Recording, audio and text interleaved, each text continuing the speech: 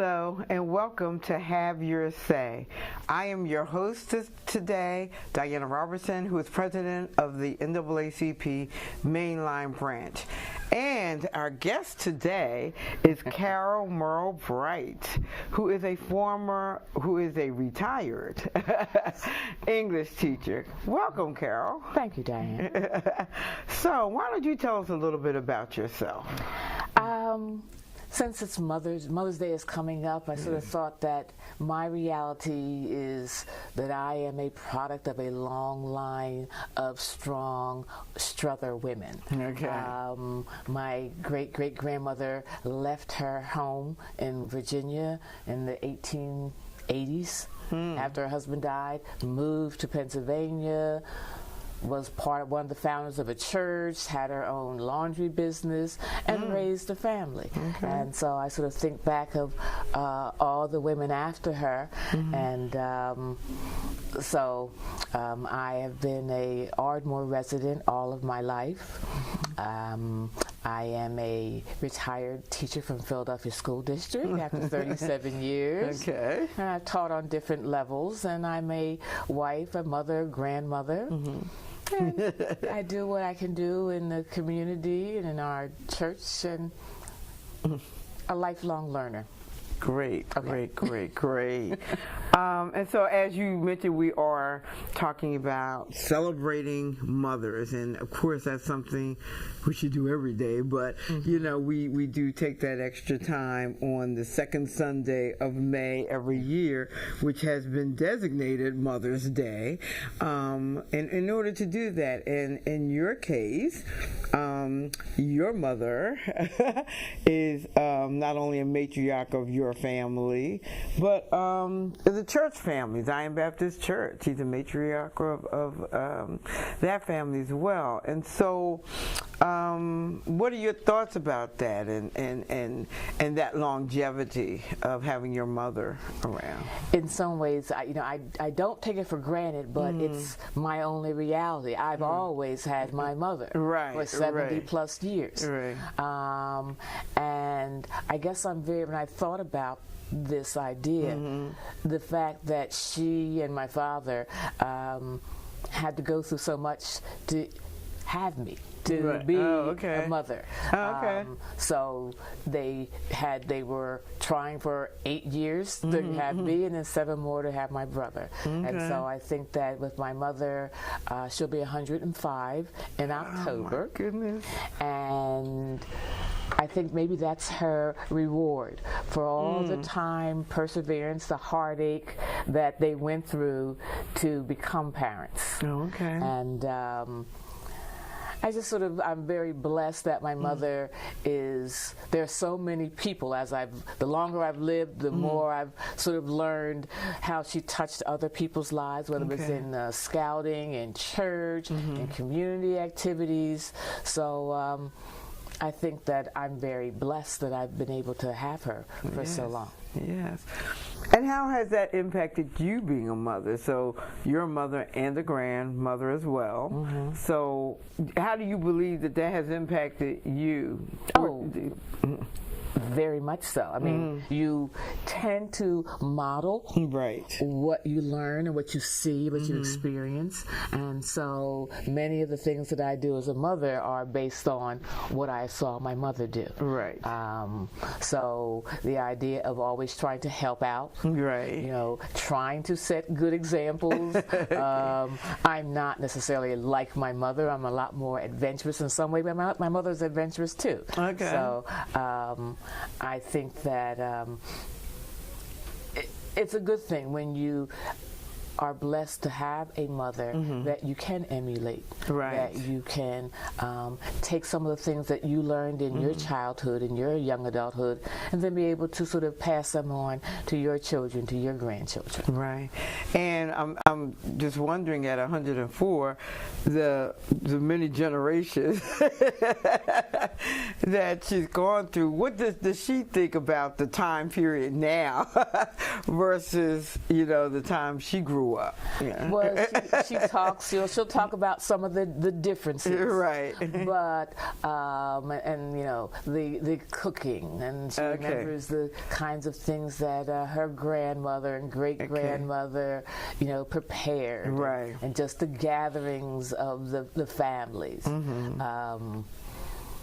And then she tries to sort of keep that going within our family. So she loves the fact that we still try to get together as a family, do things, and I think she loves having, you know, because it was so hard having children. Right. So then seeing her children grow up, and then have their own children and their grandchildren. Right. So all of it is just a glorious cycle that she enjoys. So she enjoys the benefits of being able to travel to see her children and grandchildren. And I think that's fantastic that at her age now she still travels. I mean, when we say travel, we're talking about flying out of the country and and all of that. Yes, and I think she's done more traveling since she turned 100 than she did before in terms of distances. Right.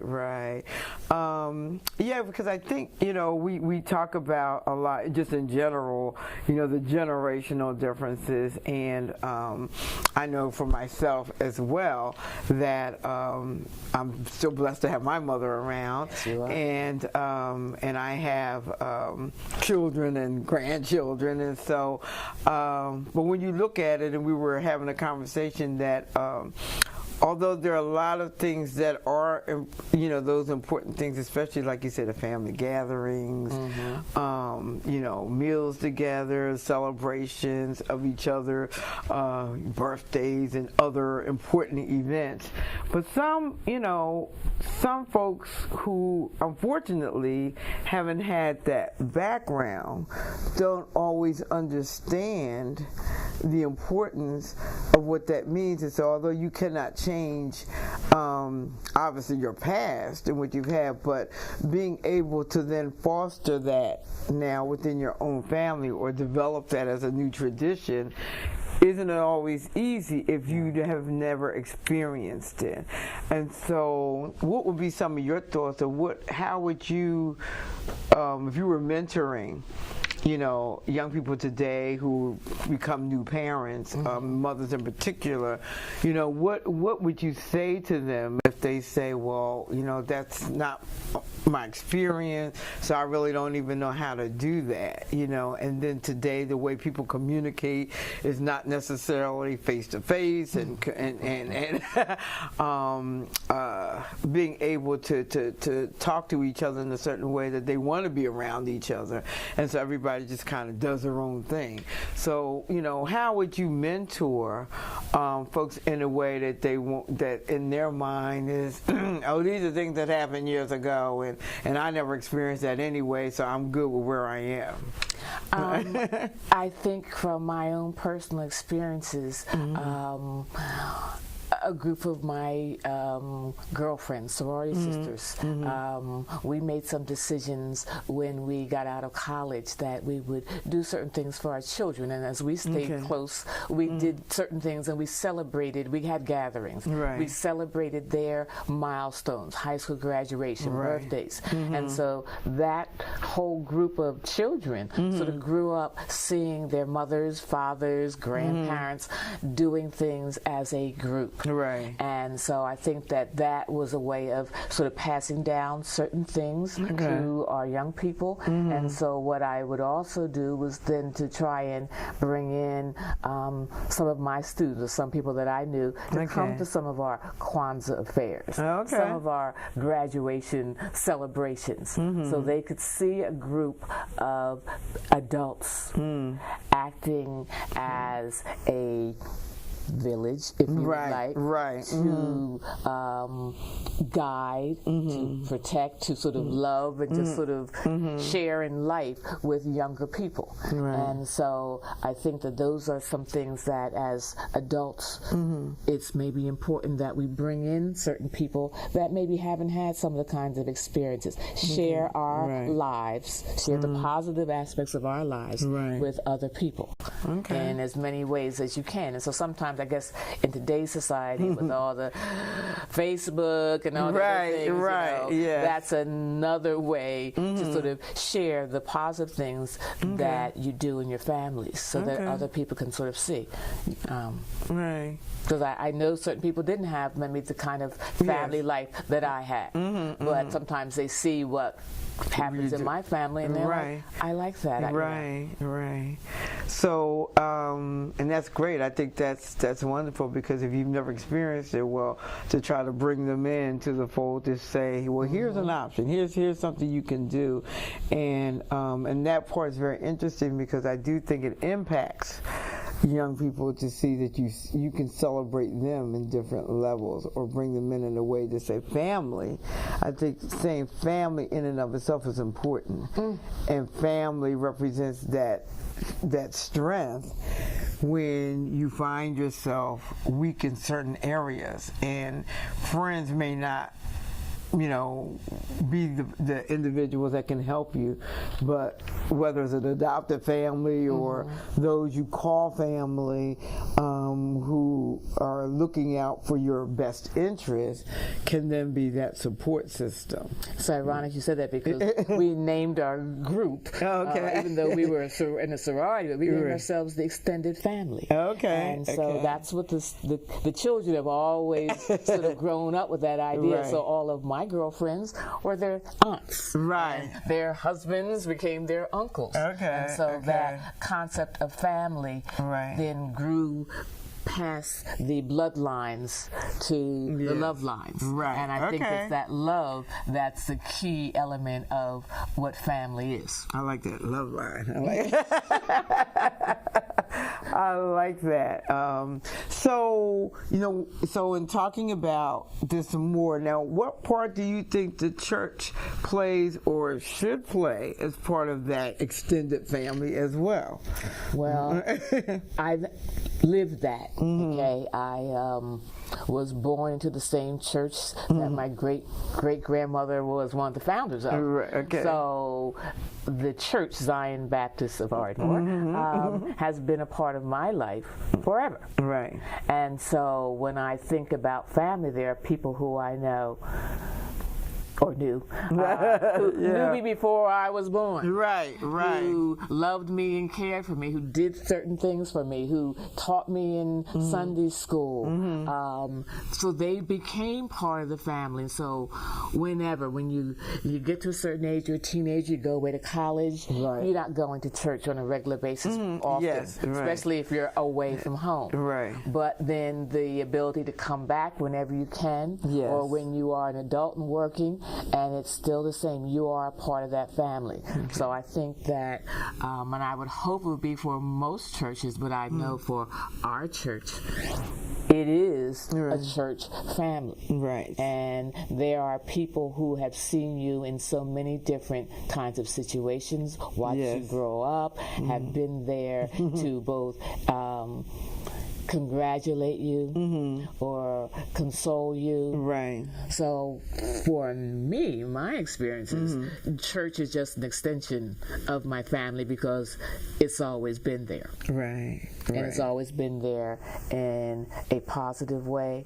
It's always been there. I can sort of see things that I learned from church, especially when I was younger in Sunday school, that I was able to apply to my life as I was going through my teen years and on through. And so the experiences that I had growing up in a religious setting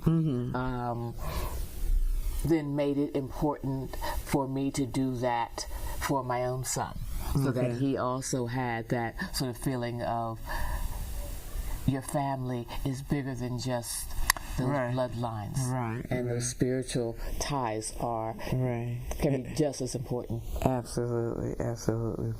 And so, one other aspect I want to bring in as a teacher, you know, that we know that our children, especially when they're younger, they're spending so much time in school, and we clearly know that the educational institutions are very different now, maybe from years ago.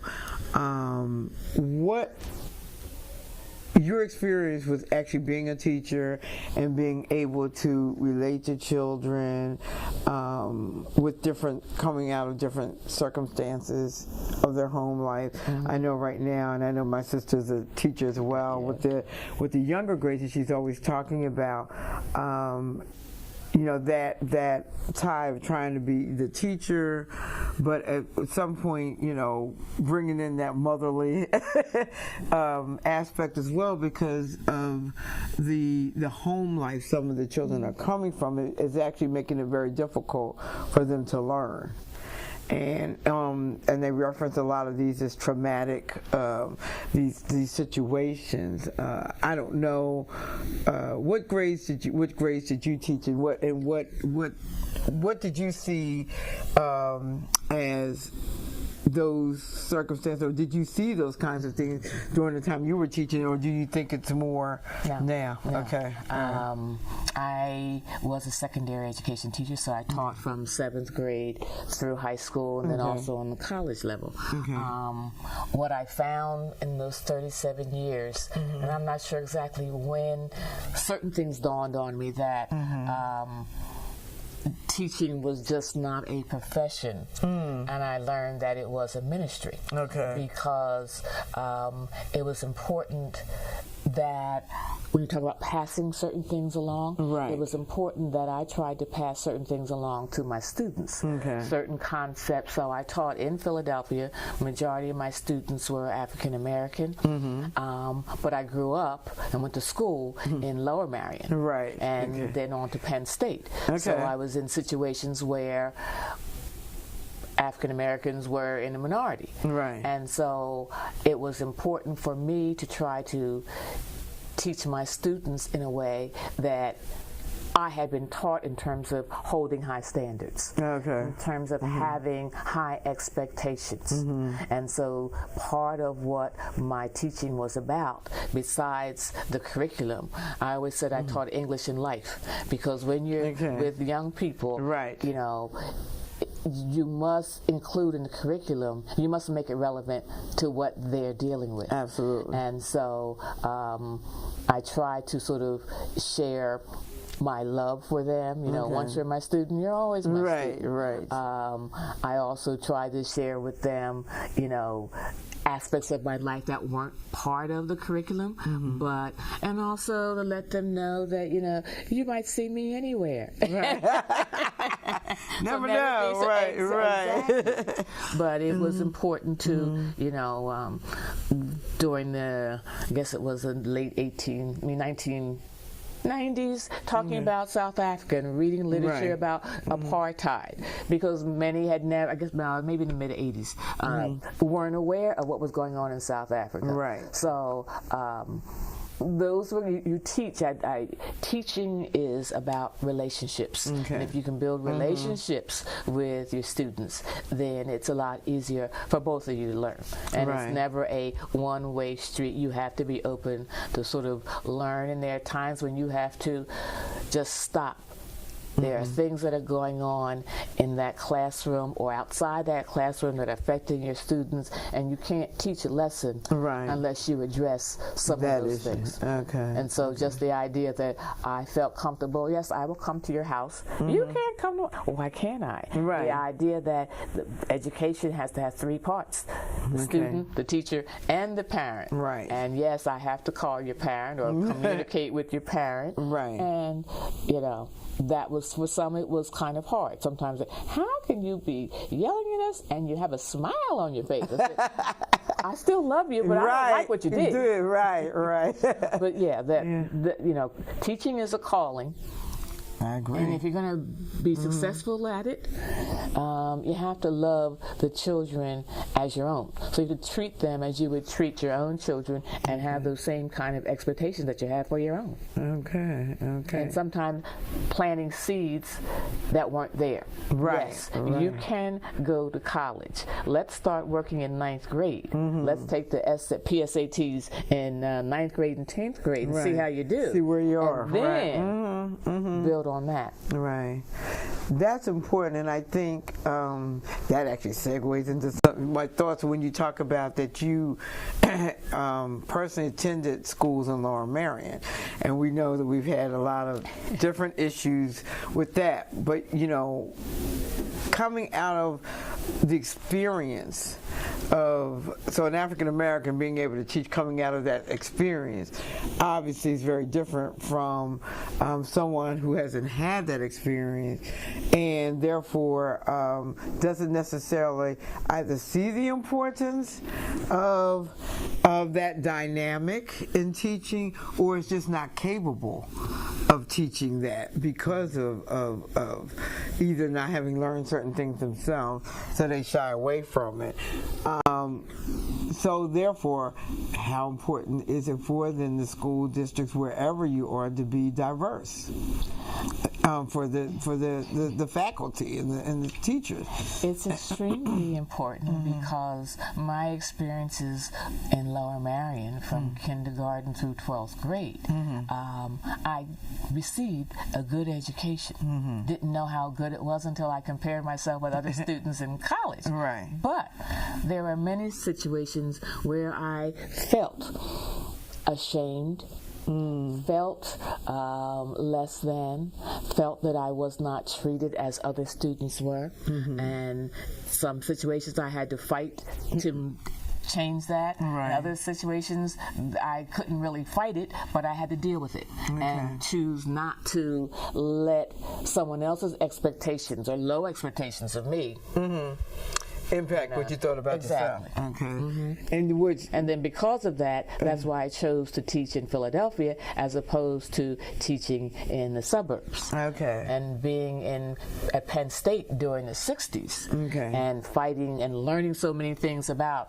African history, African American history, then saying, this is what I need to incorporate. That has to be the bedrock for what I teach when I become a teacher myself. Okay.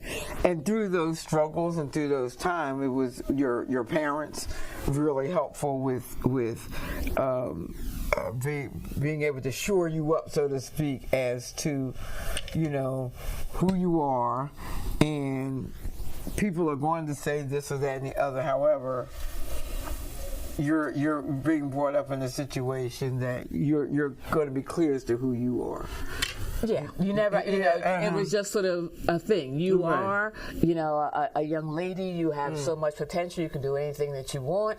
And so there was never those kind of sort of negative feelings about, and so that's the kind of confidence I want to instill in my students, to let them see and to know that they have the kind of capacity to do so many different things, and not to sort of fall into some of the traps that people sort of lay for you. Right, absolutely. Coming out of NAACP, of course, we're very much aware of those things, and so sometimes it's even hard to try to get African American teachers to want to apply and be a part of that system for that very reason, and yet at the same time we need it. So what would you say to those especially the younger ones coming out of school with that degree of education?